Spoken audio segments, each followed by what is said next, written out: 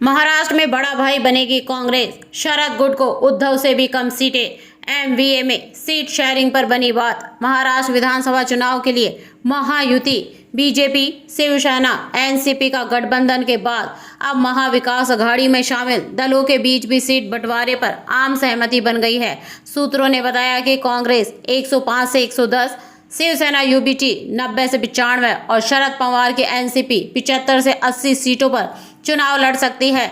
जहां तक महायुति की बात करें तो बीजेपी 152 से 155 सीटों पर चुनाव लड़ सकती है। एकनाथ शिंदे के नेतृत्व वाली शिवसेना 70 से 80 और अजित पवार के नेतृत्व वाली राष्ट्रवादी कांग्रेस पार्टी के 52 से 54 सीटों पर अपने उम्मीदवार उतारने की संभावना है। महाराष्ट्र में 2019 के विधानसभा चुनाव के बाद कांग्रेस, उद्धव ठाकरे की शिवसेना, शरद पवार के एनसीपी ने मिलकर महाविकास अघाड़ी का गठन किया था। इस बार के महाराष्ट्र चुनाव में मुकाबला पार्टियों के बजाय दो गठबंधनों के बीच देखने को मिलेगा। सत्तारूढ़ महायुति और महाविकास अघाड़ी आमने सामने होंगे। बता दें कि महायुति में भाजपा, एकनाथ शिंदे के नेतृत्व वाली शिवसेना और अजित पवार के नेतृत्व वाली एनसीपी शामिल है।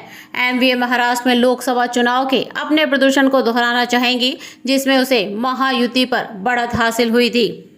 महाराष्ट्र की 48 लोकसभा सीटों में से एमवीए को 30 पर जीत मिली थी, जबकि महायुति सिर्फ 17 सीटें जीत सकी थी। एमवीए में शामिल दलों में कांग्रेस ने 17 सीटों पर चुनाव लड़ा था और उनमें से 13 पर जीत हासिल की थी। शिवसेना ने जिन 21 सीटों पर चुनाव लड़ा था उनमें से 9 पर उसे जीत मिली थी, जबकि शरद पवार की एनसीपी ने 10 सीटों पर चुनाव लड़ा और 8 सीटें जीती थी और एक स्वतंत्र उम्मीदवार ने बाद में कांग्रेस को समर्थन दिया, जिससे एमवीए की सीटों की संख्या 31 हो गई।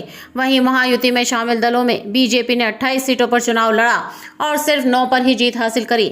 एकनाथ शिंदे की शिवसेना ने 15 सीटों पर चुनाव लड़ा और उसे 7 पर जीत मिली। अजित पवार की एनसीपी ने 4 सीटों पर चुनाव लड़ा और सिर्फ 1 सीट पर जीत सकी। वहीं राष्ट्रीय समाज पक्ष में 1 सीट पर चुनाव लड़ा था, जिस पर उसे हार का सामना करना पड़ा। महायुति ने लोकसभा चुनाव के प्रदर्शन को पीछे छोड़ते हुए विधानसभा चुनाव के लिए नए सिरे से रणनीति बनाई और सहयोगी दलों में एमवीए से पहले सीट बंटवारे पर मुहर लगा दी। भाजपा ने तो 99 सीटों पर अपने उम्मीदवारों की पहली सूची भी जारी कर दी। दूसरी ओर महाविकास अघाड़ी में विदर्भ, यवतमाल और नासिक पश्चिम सीट को लेकर शरद गुट, उद्धव सेना और कांग्रेस के बीच मतभेद था, जिसे सुलझाने के लिए एमवीए नेताओं ने रविवार को हयात होटल में मैराथन बैठक की। इस मीटिंग में शिवसेना की ओर से संजय राउत, अनिल परब और आदित्य ठाकरे, कांग्रेस की ओर से नाना पटोले, बाला साहेब थोराट और रमेश चैनिथला और एनसीपी की ओर से शरद पवार, जयंत पाटिल मौजूद रहे। सीट शेयरिंग पर सहमति बनने के बाद एमवीए में शामिल दल भी बहुत जल्द अपने उम्मीदवारों की घोषणा कर देंगे। बता दें कि 288 सदस्यीय महाराष्ट्र विधानसभा के लिए 20 नवंबर को एक ही चरण में चुनाव होना है, जिसके नतीजे 23 नवंबर को घोषित किए जाएंगे।